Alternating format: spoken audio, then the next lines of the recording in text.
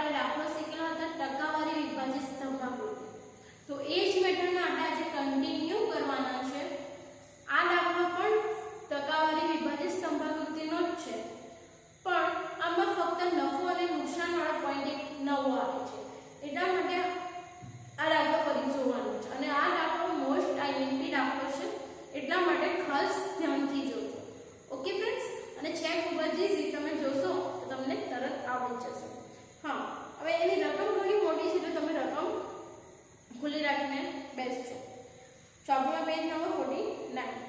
એક કારખાનામાં બે પ્રકારના કબાટ A અને B નું ઉત્પાદન કરી તેનું વેચાણ કરવામાં આવે છે. કબાટ A બહુ આકર્ષક નથી, પરંતુ તે ટકાઉ છે, તેથી તેનો ઉપયોગ ઔદ્યોગિક એકમમાં થાય છે, જ્યારે કબાટ B આકર્ષક હોવાથી તેનો ઉપયોગ રહેઠાણ વિસ્તારમાં થાય છે. કબાટ A ની વેચાણ કિંમત 5000, જ્યારે કબાટ B ની વેચાણ કિંમત 8000 રૂપિયા છે. બંને કબાટ બનાવવામાં ખર્ચની વિગતો નીચે મુજબ છે.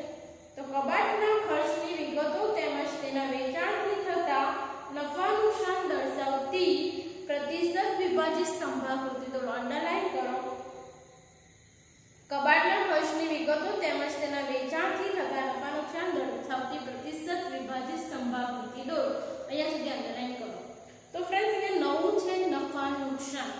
નફા અને નુકસાન શોધીને ત્યાર પછી આપણે એનો આલેખ રજૂ કરવાનો છે અને ત્યાર પછી આપણે ખર્ચની વિગતો આપેલી છે, જે ખર્ચની વિગતો તમને અહીંયા બોર્ડ પર દેખાય છે.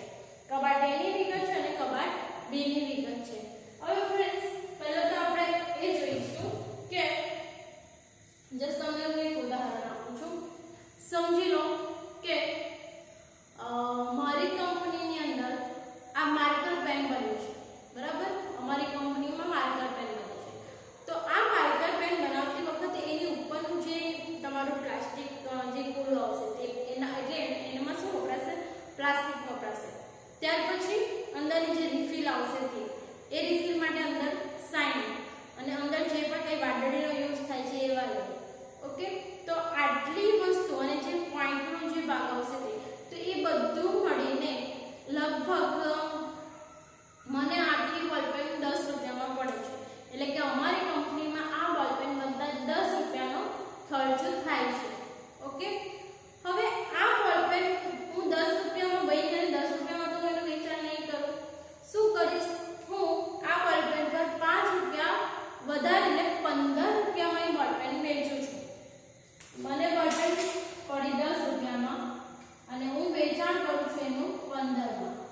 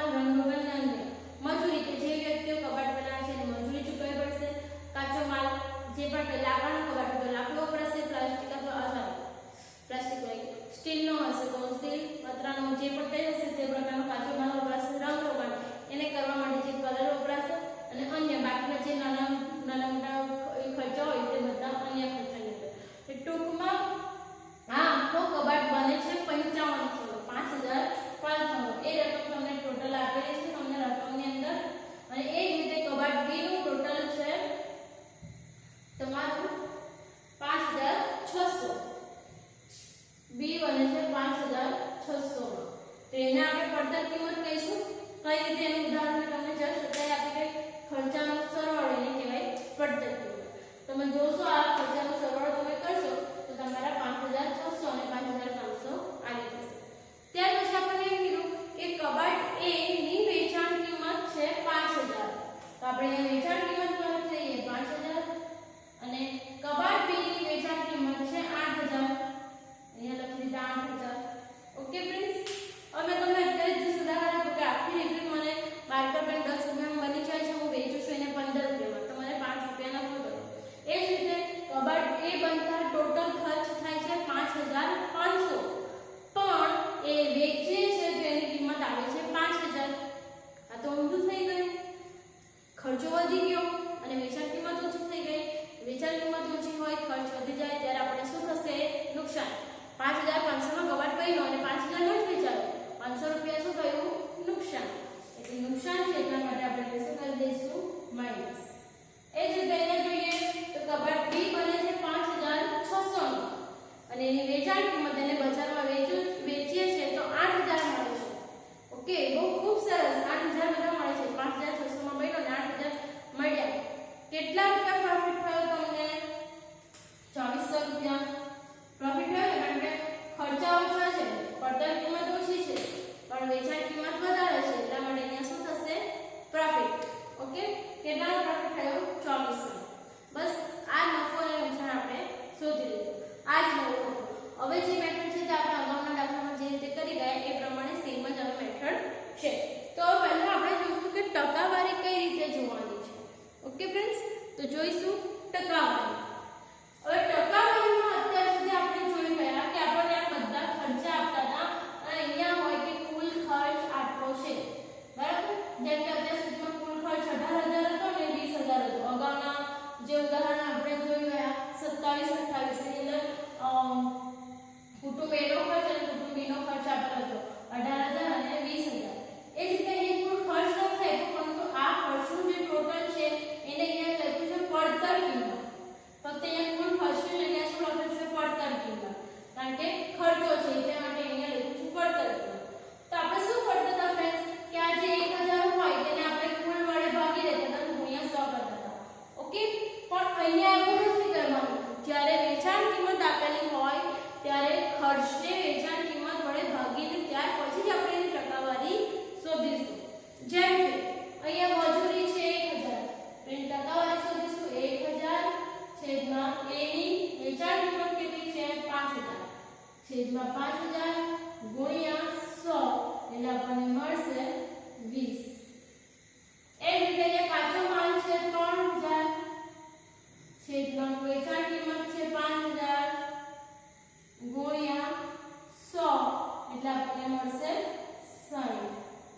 રંગ રોગણ છે 700 છેદમાં વેચાણ કિંમત 5000 ગુણ્યા 100 એટલે મળશે 14. અન્ય છે 800 છેદમાં વેચાણ કિંમત 5000 ગુણ્યા 100 એટલે મળશે 16. ખ્યાલ આવી ગયો? એ જ રીતે બસ અહીંયા તો પડતર કિંમત આવી ગઈ. તો હવે આપણે આ ખર્ચ પણ જોઈ લઈએ. કબાટ B નો.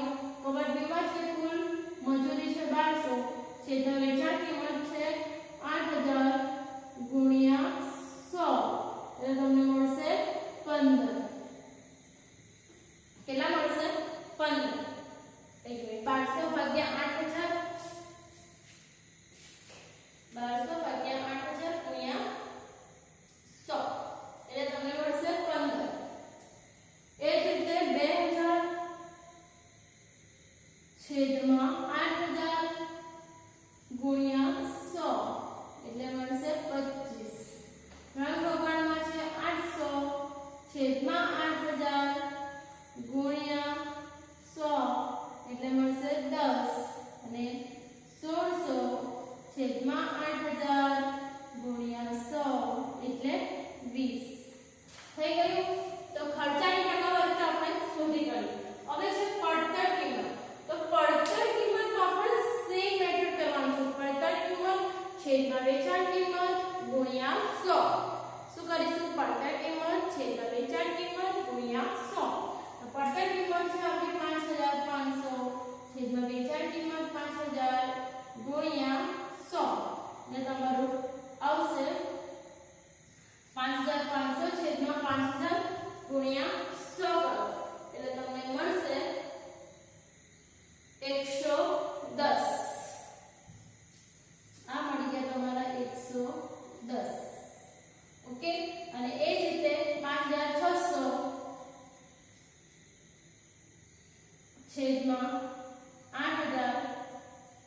ગુણ્યા 100 એટલે મળશે 70.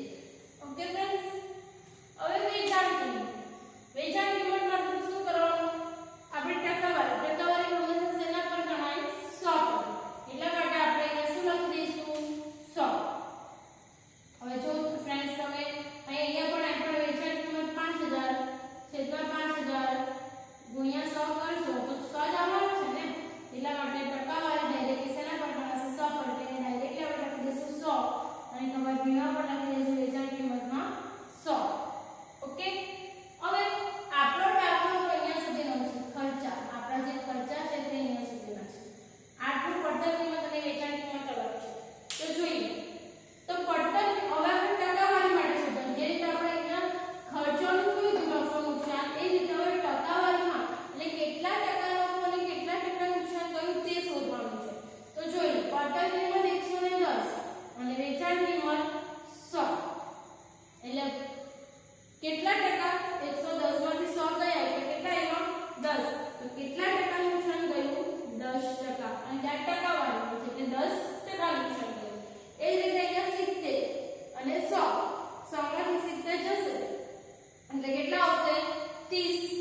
આ 30 આપણે શું થયું? નફો, કારણ કે પડતર કિંમત 70 છે જ્યારે વેચાય કેટલામાં? 100 માં. એટલે 30% નફો થયો. તો આપણે કેટલા ટકા નફો થયો તે આપણે શોધી કાઢીએ. ઓકે ફ્રેન્ડ્સ, ચાલો હવે આપણે જોઈશું વિભાજિત રેખા. વિભાજિત રેખા તો અત્યાર સુધી તમે જે રીતે જોઈને આવ્યા છો બસ એ જ રીતે સેમ મેથડ આપણે જોવાનું છે. પહેલા કુલ વેચાણ કિંમત એટલે કે 100 માંથી 20 આ ભાગ કેટલા થશે? 20 જશે એટલે કેટલા આવશે? આઈડિયા 20 કરે એટલે 80. 80 માંથી 60 એટલે કેટલા આવશે? 20 માઈનસ આ 14 એટલે કેટલા આવશે? 6 અને અહીંયા 6 છે. 6 માંથી ઓકે અહીંયા સોરી અહીંયા તમારા આવશે 6 એટલે આ 6 માઈનસ અહીંયા 16.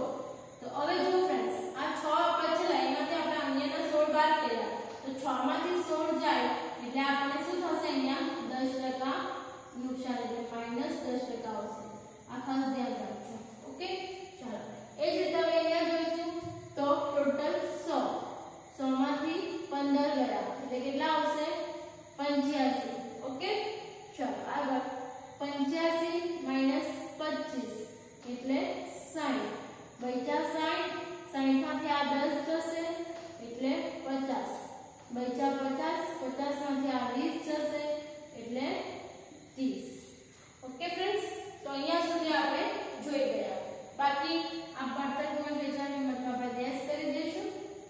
હવે ફ્રેન્ડ્સ આપણો જે આલેખ છે તેની શરૂઆત આપણે કરીશું. ગણતરીમાં આઈ થિંક બધાને પ્રોપરલી સમજ પડી જ ગઈ હશે અને નહીં સમજ પડી હોય તો એકવાર આ વિડિયો એટલે કે જે ગણતરી છે એને પાછું રિપીટ કરીને જોઈ લેજો તો તમને 100% ખબર પડી જશે. ઓકે, તો હવે આપણે આકૃતિની શરૂઆત એટલે કે આલેખની શરૂઆત કરીશું. તો આલેખની શરૂઆત કરતી વખતે સૌપ્રથમ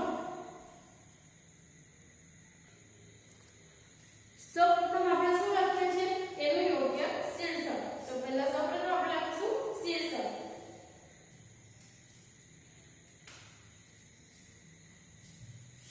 તો શીર્ષક લખીશું કબાટના ખર્ચની તથા કબાટ વેચવાથી થતા નફા નુકસાન દર્શાવતી ટકાવારી પ્રતિશત આપણે પ્રતિશત વિભાજિત કીધું છે ને. ઓકે, એટલે દર્શાવતી પ્રતિશત વિભાજિત સ્તંભાકૃતિ. પ્રતિશત વિભાજિત સ્તંભાકૃતિ. હવે અહીંયા આપણે જોઈશું પહેલા સૌપ્રથમ x અને શીર્ષક અપાઈ ગયા પછી સૌપ્રથમ x અને y ની રેખા દોરીશું.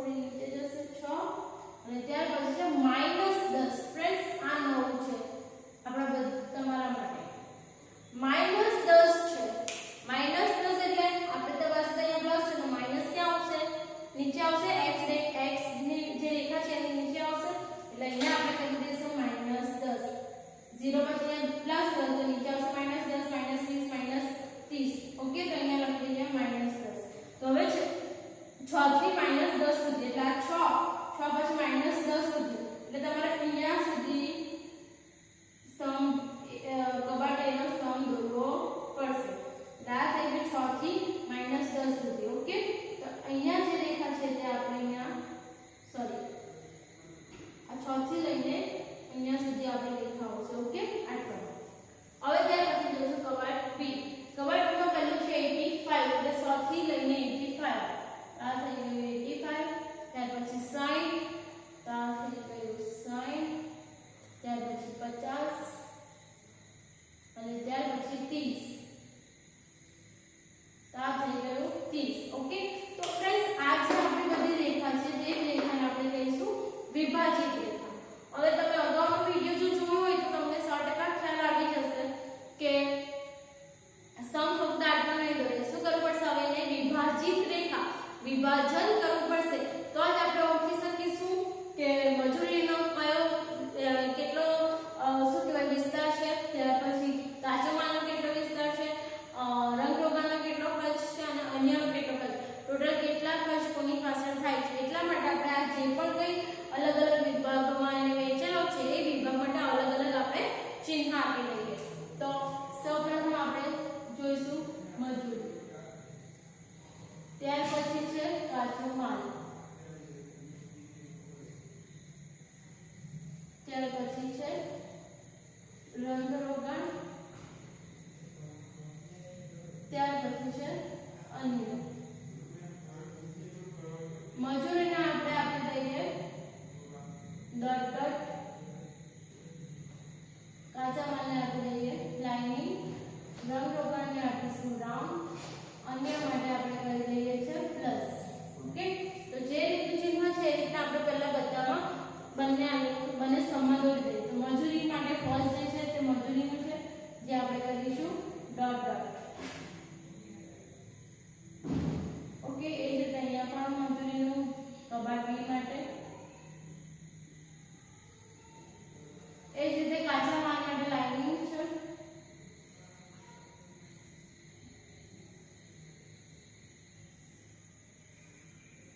બીજો પોર્શન જે છે તે કાચા માલનો છે તેમાં આપણે લાઇનિંગ કરી દઈશું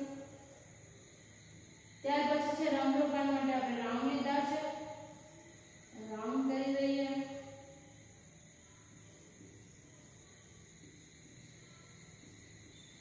ત્યાર પછી અન્ય માટે છે પ્લસ